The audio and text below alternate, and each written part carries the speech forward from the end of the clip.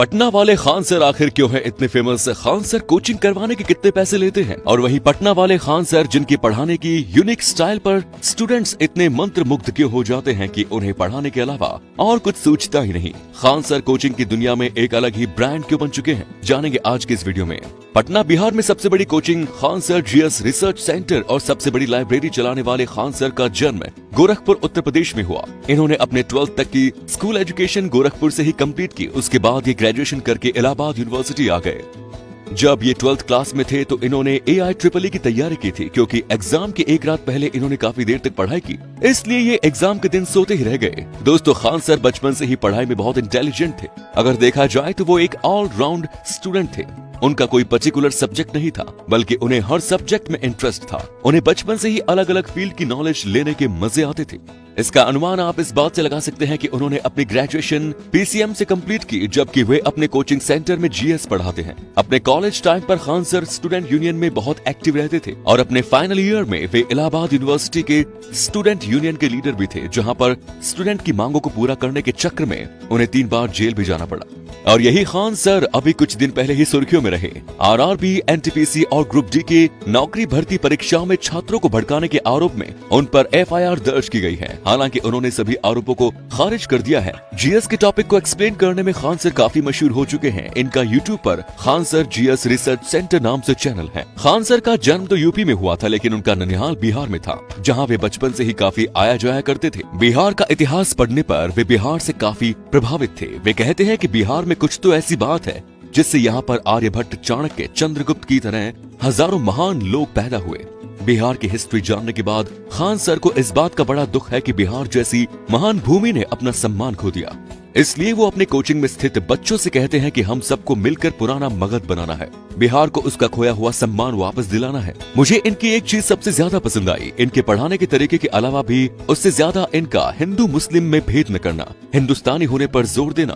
Khan sir अपने coaching centre में Eid, Diwali, Dussehra, Christmas, Holi, Rakshabandhan, छठी पूजा सब बड़े धूमधाम से मनाते हैं। मुस्लिम होने के बावजूद वे हिंदू, सिख, ईसाई सबके त्योहार को मनाते हैं। वो अपने कोचिंग सेंटर के बच्चों को भी यही सिखाते हैं कि हमें हिंदू, मुस्लिम, सिख, ईसाई नहीं बल्कि हिंदुस्तानी होना चाहिए।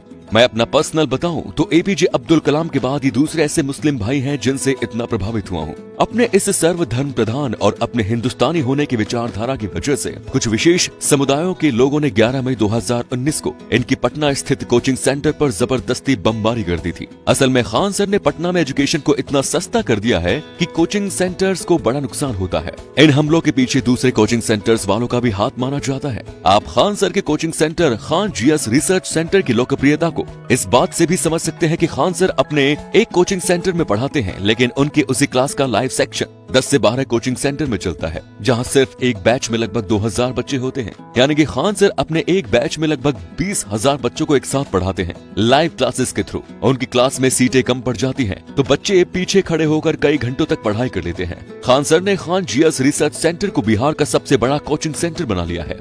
खान सर का मेन फोकस इस बात पर होता है कि टेक्नोलॉजी का यूज करके बच्चों को ज्यादा प्रैक्टिकल तरीके से समझाया जाए, ज्यादा से ज्यादा टॉपिक्स को वीडियो के माध्यम से समझाया जाए और शिक्षा को ज्यादा से ज्यादा सस्ता किया जाए। खान सर के पढ़ाने का तरीका इतना इंटरेस्टिंग और मोटिवेटिंग है कि उनकी क्लास में लगभग 100% बच्चों की प्रेजेंस होती है। उनका मानना है कि शिक्षा उस शेरनी का दूध है जिसने इसे पिया वो दहाड़ा है। खान सर अपने स्टूडेंट्स लाइफ में बिहार के इतिहास से बहुत प्रभावित थे। उनका मानना है कि बिहार का पूरे भारत में सबसे गौरवशाली इतिहास रहा है, लेकिन बिहार अपना मान सम्मान खो चुका है। इस सम्मान को फिर से वापस लाने की जरूरत है, जो कि शिक्षा के माध्यम से संभव हो सकता है।